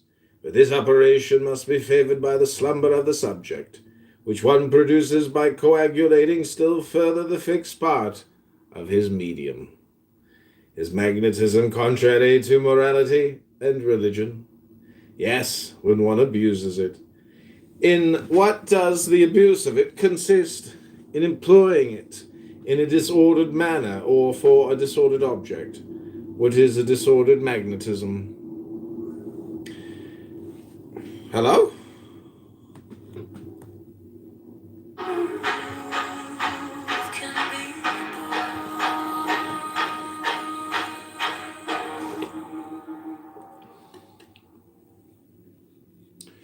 An unwholesome fluidic emission made with a bad intention, for example, to know the secrets of others or to arrive at unworthy ends. What is the result of it? It puts out of order the fluidic instrument of precision, both in the case of the magnetizer and of the magnetized. To this cause one must attribute the immoralities and the follies with which a great number of those who occupy themselves with magnetism are approached. What conditions are required in order to magnetize properly? Health of spirit and body, right intention, and discreet practice. What advantageous results can one obtain by discreet magnetism? The cure of nervous diseases, the analysis of presentiments, the reestablishment of fluidic harmonies, and the rediscovery of certain secrets of nature. Explain that to us in a more complete manner. We should do so in the third part of this work, which will treat specially of the mysteries of nature.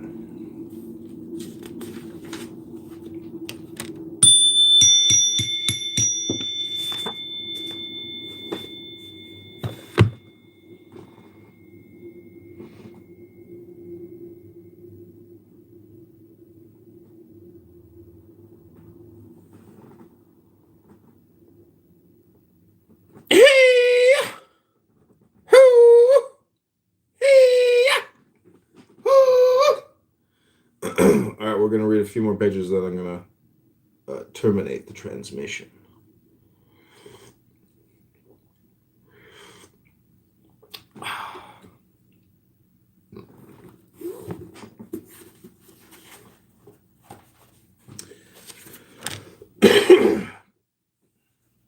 Part 3, the mysteries of nature.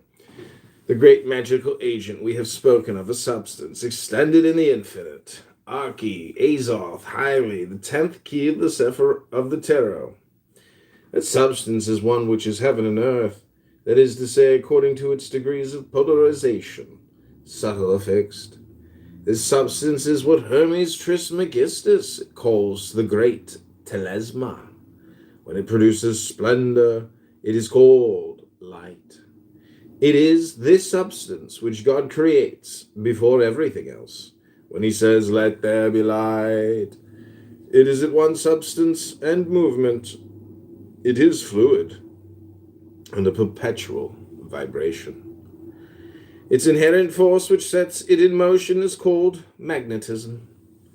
In the infinite, this unique substance is the ether, or the etheric light. In the stars which it magnetizes, it becomes astrolight. In organized beings, light or magnetic fluid. In man, it forms the astrobody, or the plastic medium. The will of intelligent beings acts directly on this light, and by means of it, on all that part of nature which is submitted to the modifications of intelligence. This light is the common mirror of all thoughts and all forms. It preserves the images of everything that has been, the reflections of past worlds, and by analogy, the sketches of worlds to come. It is the instrument of thaumaturgy and divination, as remains for us to explain in the third and last part of this work. First book, Magnetic Mysteries. Chapter 1. The Key of Mesmerism.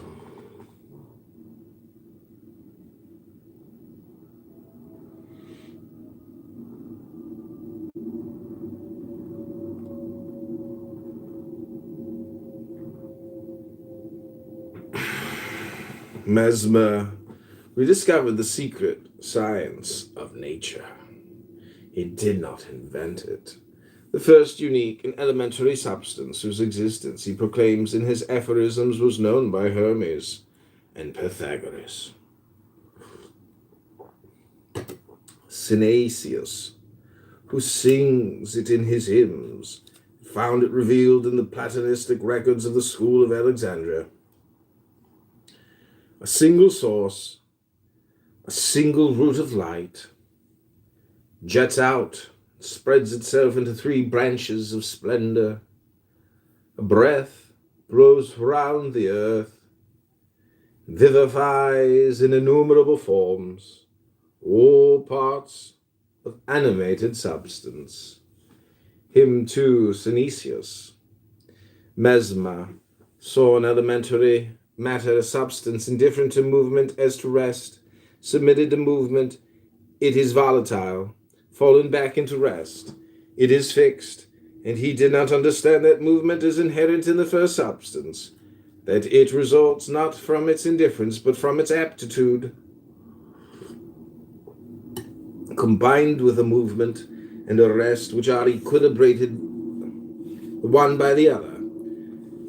That absolute rest is nowhere in universal living matter, but that the fixed attracts the volatile in order to fix it, while the volatile attacks the fixed in order to volatilize it.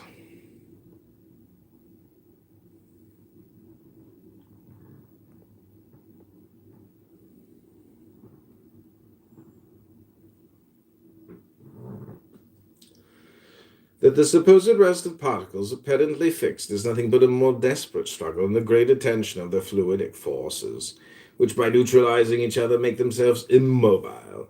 It is thus that, as Hermes says, that which is above is like that which is below.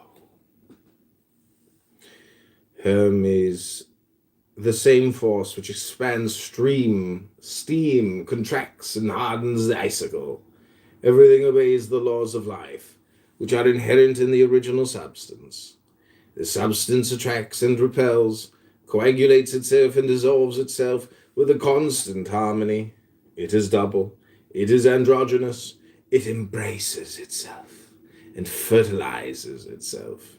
It struggles, triumphs, destroys, renews, but never abandons itself to inertia, because inertia for it would be death.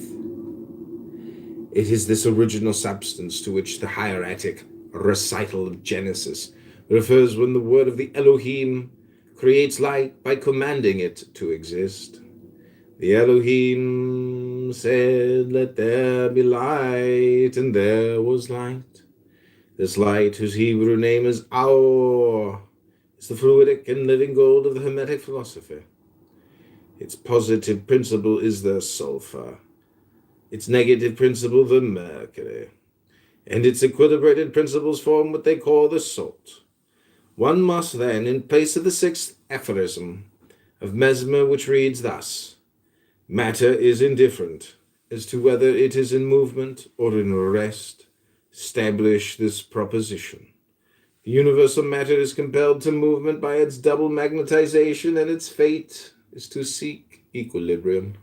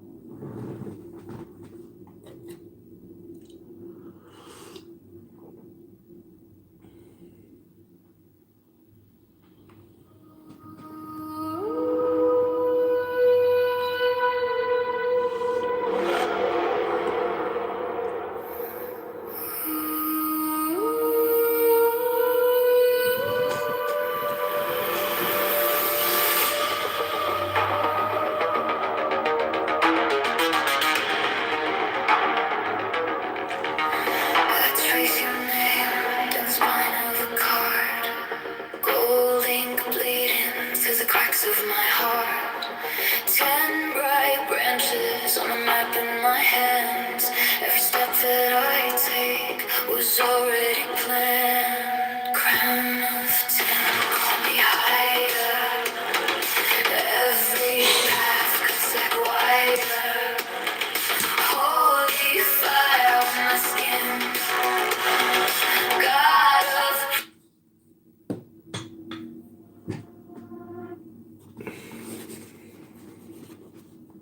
Okay, I'm gonna hard out of here in 5 minutes.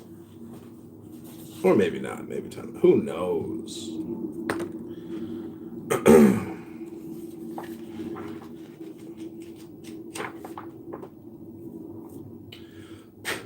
Whence one may deduce these corollaries.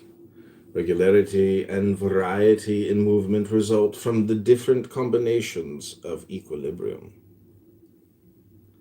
A point equilibrated on all sides remains at rest for the very reason that it is endowed with motion.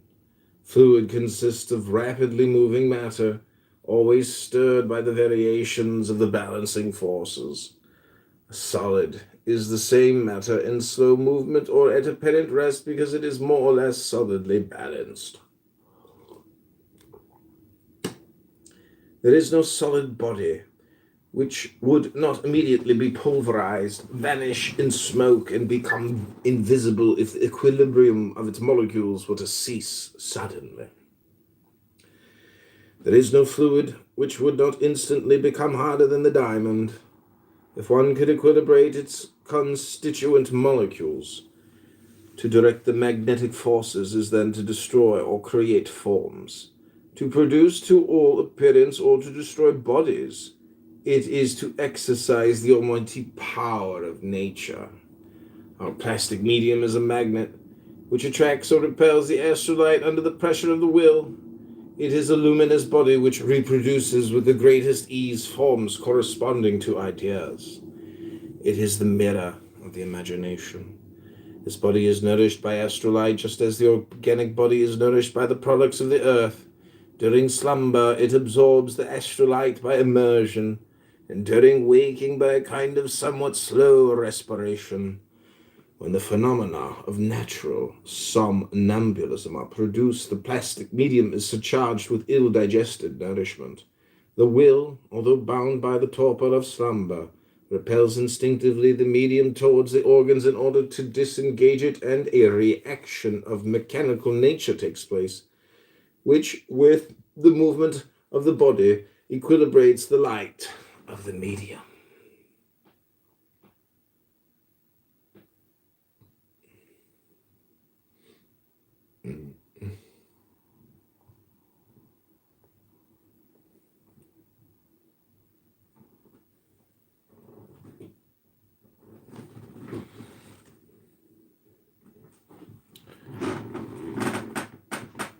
It is for that reason that it is so dangerous to wake somnambulists suddenly, for the gorged medium may then withdraw itself suddenly towards the common reservoir, and abandon the organs altogether. These are then separated from the soul, and death is the result. The state of somnambulism, whether natural or artificial, is then extremely dangerous, because in uniting the phenomena of the waking state and the state of slumber, constitute a sort of straddle between two worlds. The soul moves the springs of the particular life while bathing itself in the universal life, and experiences an inexpressible sense of well-being. It will then willingly let go the nervous branches which hold it, suspended above the current. In ecstasies of every kind, the situation is the same. If the will plunges into it with a passionate effort, or even abandons itself entirely to it, the subject may become insane, or paralyzed, or even die.